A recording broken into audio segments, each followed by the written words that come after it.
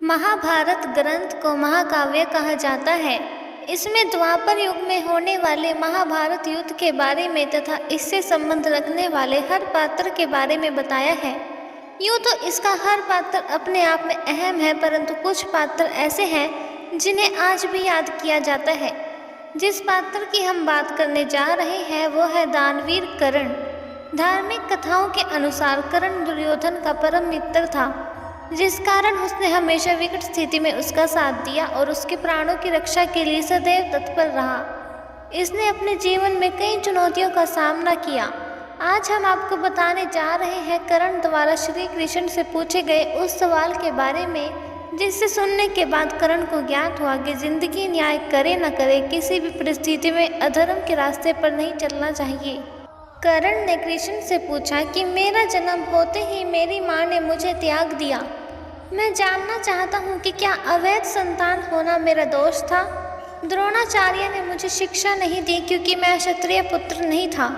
परशुराम जी ने मुझे सिखाया, लेकिन संयोगवश एक गाय को मेरा बाण लगा और उसके स्वामी ने मुझे श्राप दिया कि जिस वक्त मुझे उस विद्या की सर्वाधिक आवश्यकता होगी मुझे उसका विस्मरण होगा, क्योंकि उनके अनुसार भी मैं क्षत्रिय नहीं था।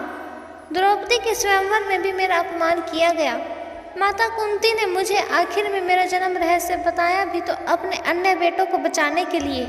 जो भी मुझे प्राप्त हुआ है दुर्योधन से ही हुआ है, तो अगर मैं उसकी तरफ से लड़ूं तो मैं गलत कहाँ हूँ? तब श्री कृष्ण ने उत्तर दिया, कर्ण मेरा जन्म कारागार में हुआ। जन्म से पहले ही मृत्यु मेरी प्रतीक्षा में घात लगाई थी। जिस रात को मेरा जन्म हुआ उसी रात ही मुझे माता पिता से दूर कर दिया गया।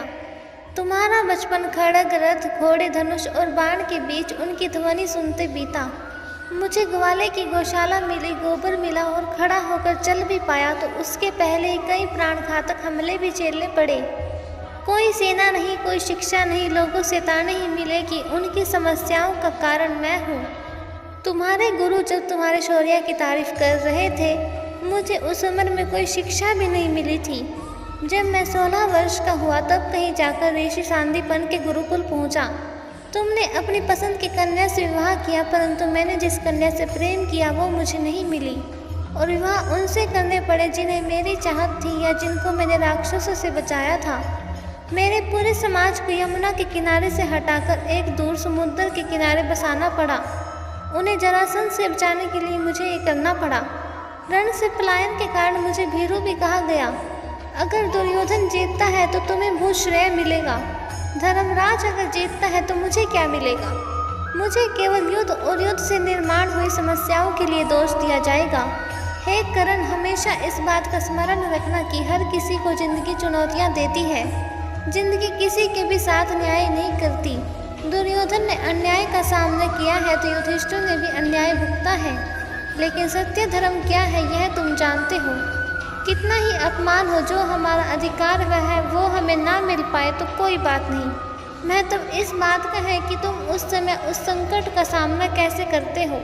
इसलिए रोना धोना बंद करो कर्ण, और ये जान लो कि जिंदगी न्याय नहीं करती। इसका मतलब यह नहीं होता कि तुम्हें अधर्म के पथ पर चलने की अनुमति है। ऐसे ही और वीडियोस को देखने के लिए हमारे channel the quest of spirit से जुड़े रहिए। धन्यवाद।